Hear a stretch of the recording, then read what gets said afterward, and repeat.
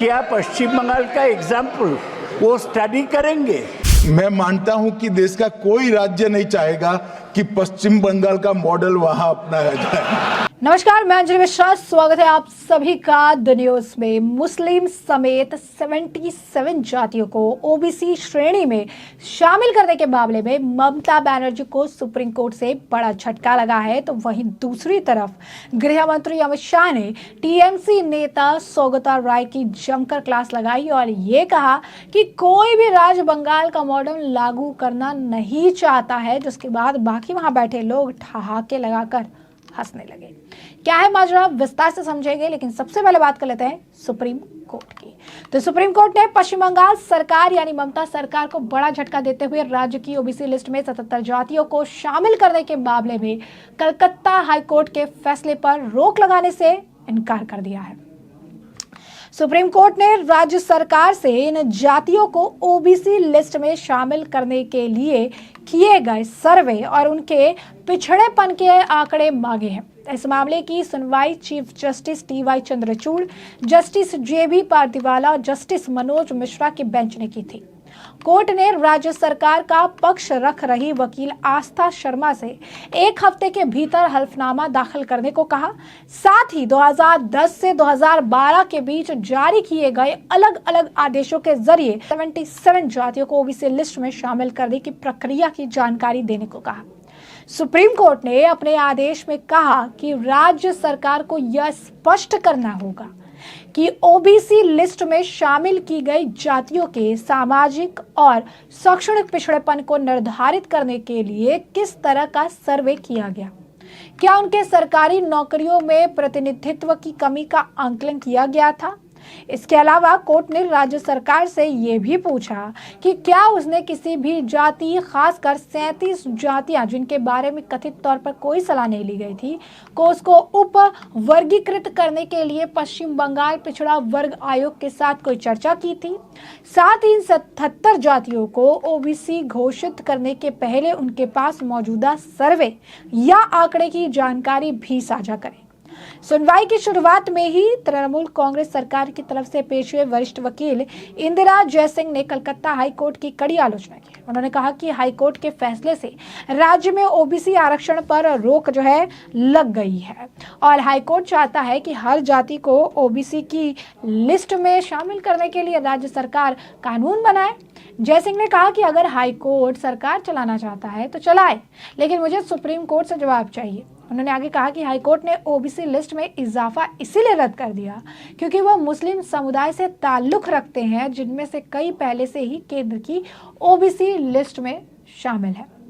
इसके विपरीत आपको बता दें कि मुकुल रोहतंगी, पीएस पटवालिया, रंजीत कुमार, गुरुकृष्ण कुमार और बांसुरी स्वराज जैसे कई वरिष्ठ वकीलों ने मुख्यमंत्री ममता बनर्जी द्वारा एक रैली में घोषणा करने के कुछ महीनों के भीतर ही 77 जातियों को शामिल करने के राज्य सरकार के फैसले को घोर कृत्य करार दिया था।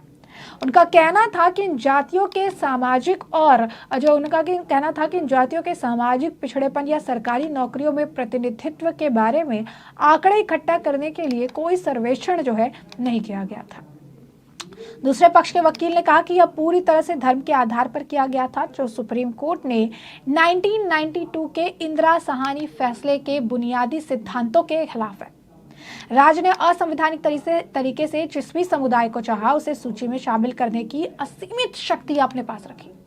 स्वराज ने कहा कि यह राजनीतिक तुष्टीकरण का कार्य था और यह एक खतरनाक मिसाल कायम करेगा जो जरूरतमंद ओबीसी समुदाय के लिए आरक्षण की वैधता को कमजोर करेगा। इससे पहले कलकत्ता हाईकोर्ट के जस्टिस तपव्रत चक्रवर्ती और जस्टिस राजशेखर मंथा की खंडपीठ ने 22 मई को अपने फैसले में कहा था कि कोई भी ऐसा डेटा पेश नहीं किया गया जिसके आधार पर यह पता चले कि संबंधित समुदाय को बंगाल सरकार की सेवाओं में पर्याप्त प्रतिनिधित्व मिल रहा है या पर्याप्त प्रतिनिधित्व आप कह सकते हैं कि मिल रहा है।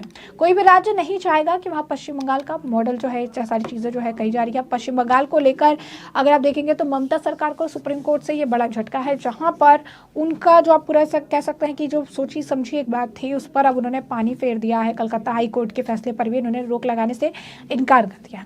अब दूसरी तरफ बात कर लेते हैं गृह मंत्री अमित शाह और सौगता राय के बीच में आखिर क्या हुआ संसद के बीच में।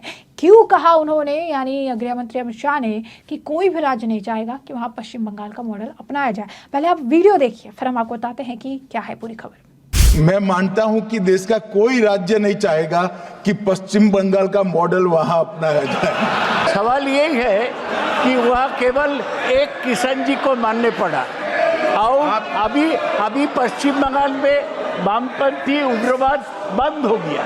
मैं माननीय स्वराष्ट्र मंत्री को, गृह मंत्री को पूछने चाहता हूं कि क्या पश्चिम बंगाल का एग्जाम्पल वो स्टडी करेंगे और वही मॉडल सारा छत्तीसगढ़ दूसरे जगह में अप्लाई करेंगे, क्योंकि ये लोग कंट्रोल नहीं कर पा रहे हैं। मान्यवर, कोई भी राज्य अच्छा करे उसके उदाहरण को पूरे देश में लागू करने में नरेंद्र मोदी सरकार को कोई तकलीफ नहीं है, परंतु मैं मानता हूं कि देश का कोई राज्य नहीं चाहेगा कि पश्चिम बंगाल का मॉडल वहां अपनाया जाए। लोकसभा में, जैसा कि आपने वीडियो में देखा कि लोकसभा में प्रश्नकाल के दौरान वामपंथी उग्रवाद को लेकर सदस्य सवाल कर रहे थे। गृह राज्य मंत्री नित्यानंद राय सवालों के जवाब भी दे रहे थे और इसी दौरान पश्चिम बंगाल के दमदम से तृणमूल कांग्रेस के सांसद प्रोफेसर सौगता राय ने एक सवाल करते हुए पश्चिम बंगाल का उदाहरण दे दिया। सौगता राय के सवाल पर गृह मंत्री अमित शाह खुद खड़े हुए और मुस्कुराते हुए जवाब देते नजर आए। उन्होंने कहा कि मैं मानता हूं कि कोई भी राज्य नहीं चाहेगा कि वहां पश्चिम बंगाल का मॉडल अपनाया जाए। दरअसल टीएमसी सांसद सौगता राय ने कहा कि वामपंथी उग्रवाद की समस्या पिछले 10-15 सालों से 4-5 राज्यों में चल रही। सबसे ज्यादा छत्तीसगढ़, उसके बाद महाराष्ट्र और उसके बाद उड़ीसा के कोल्हापुर में और उसके बाद आंध्र प्रदेश। उन्होंने कहा कि अभी भी हम देखते हैं कि हर हफ्ते इनकाउंटर हुआ, माओवादियों के साथ बंद नहीं हुआ। सौगता राय ने पश्चिम बंगाल का जिक्र करते हुए कहा कि वहां भी वामपंथी उग्रवाद हुआ।